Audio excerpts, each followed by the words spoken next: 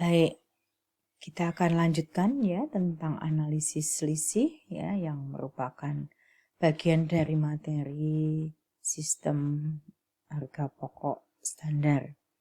Nah, bagaimana sekarang kalau perusahaan menggunakan lebih dari satu macam bahan baku?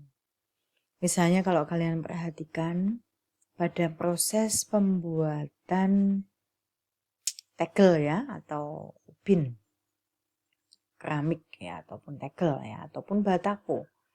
Yang namanya batako itu komposisinya ada semen, ada pasir, ya ada air, bahkan mungkin ditambah dengan komposisi bahan yang lain. Atau misalnya ambillah sebagai contoh ya, misalnya coklat Silver Queen atau Cadbury.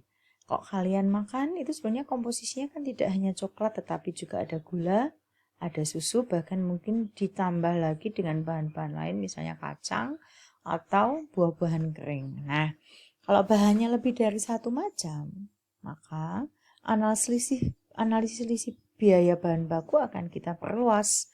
Tidak lagi hanya selisih kuantitas dan selisih harga, tetapi ada selisih komposisi dan selisih hasil. Apa yang dimaksud dengan selisih komposisi bahan baku? Selisih komposisi bahan baku adalah selisih biaya bahan baku pada komposisi sesungguhnya dibandingkan dengan biaya bahan baku menurut komposisi standar. Sedangkan selisih hasil, ya, hasil itu apa sih? Hasil itu ya satuan produk yang dihasilkan dari komposisi tertentu, komposisi bahan tertentu. Misalnya kalau kamu buat roti ya, roti itu komposisinya ada terigu, ada gula, ada telur ya. Dari komposisi sekian kilogram bahan, sekian gram bahan bisa menjadi hasilnya berapa? Berapa roti? Nah, itu yang dimaksud dengan hasil. Ya. Nah, sekarang kita lihat saja di dalam contoh. Misalnya ini perusahaan penghasil permen karet. Dia menggunakan 3 bahan baku ya. Bahannya ada A, B, dan C. Kemudian untuk menghasilkan 10 kg permen karet, bahan baku A, B, dan C yang dengan komposisi yang dibutuhkan ya, A-nya 8, B-nya 2, C-nya 2. Ya. Kemudian ini harga pokok standarnya dan ini biaya. Biaya ini dari mana? Dari kuantitas kali harga pokok ya. Ya, kuantitas kali harga pokok ketemu biaya. Oke, ini standarnya. Sekarang sesungguhnya pada bulan Desember 2018, perusahaan menghasilkan 48.250 kg permen karet. Dengan komposisi bahannya A 39.000 kg, B 9.500 dan C 9.700. Kita akan analisis ya, selisih komposisi dan selisih hasilnya. Selisih komposisi bisa kita lihat banyak cara untuk menghitung selisih komposisi, tapi kamu menguasai satu saja sudah cukup ya. Yang penting bisa. Bahannya ada 3 A, B, dan C. Komposisi sesungguhnya kita ambil dari mana tadi? Dari ini ya. A 39.000, B 9.500, C 9.700. Oke, ini komposisi standar sekarang. Komposisi standar gimana cara menghitungnya? Komposisi standar ini kita hitung dari mana? Kita balik lagi ya ke data sebelumnya ya. Nah, tadi komposisinya 8 banding 2 banding 2 ya. Totalnya 12 kilo ya. A banding B banding C, 8 banding 2 banding 2. Ya. Bahan A 39.000 kilo. Maka kita bisa menghitung komposisi standar. Untuk bahan A itu dari ya. Dari mana? 38.800. Ini dari 8 ya. Tadi ya bahan A-nya kan 8 tuh. Ya. 8 ya. 8 kita bagi dengan 12. Bagi dengan 12 kita kalikan dengan tadi bahan A-nya berapa? 39.000. Ya, ini tulisan saya agak jelek ini ya.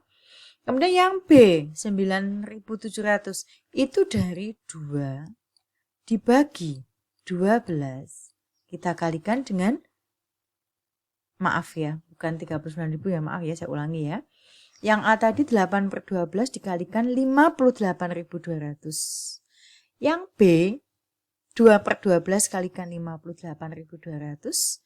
Yang C itu juga sama ya, tadi komposisinya kan 2 dibagi 12 kalikan 58.200 ya. 58.200 itu penjumlahan dari 39.000 ditambah 9.500 ditambah 9.700 dari data yang ada di halaman sebelumnya nih ya.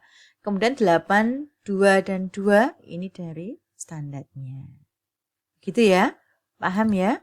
Oke, sekarang kita lihat komposisi standar akan kita kalikan dengan harga standar masing-masing ya.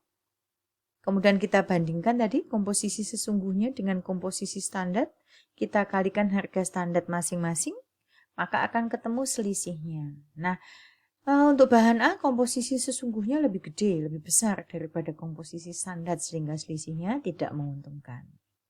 Sedangkan bahan B komposisi sesungguhnya lebih kecil dari komposisi standar sehingga selisihnya menguntungkan. Bahan C karena kebetulan sama ya, maka nggak ada selisihnya. Maka 10.000 TM ditambah 16.000 M.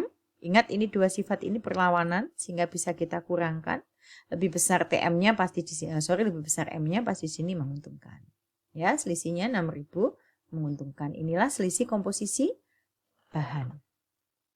Ya. Nah, kalau selisih hasil bagaimana cara menghitungnya? Selisih hasil kita hitung dulu. Berapa sih produk yang seharusnya dihasilkan dengan penggunaan 58.200 kg bahan? Bahannya tadi A plus B plus C kan 58.200 ya. Kita bagi dengan 12, kita kalikan 10 kg. 12 ini kita peroleh dari ini. 12, 10 kilo dari ini. Ya, 58.200 dibagi 12 kali 10 kilo karena tadi 12 kilo ini ya A plus B plus C untuk menghasilkan 10 kg permen karet ya. Kemudian ternyata hasilnya 48.500 kg. Artinya apa? Dengan bahan sebanyak 58.200 kg, seharusnya permen karetnya 48.500 kg. Tetapi ternyata hasil sesungguhnya hanya 48.250 kilo nih.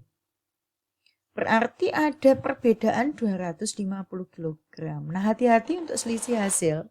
Selisih hasil jika sesungguhnya lebih kecil, karena kita bicara hasil ya.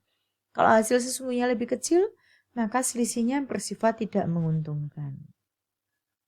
Nah, kita tadi baru menghitung perbedaan kuantitas hasilnya.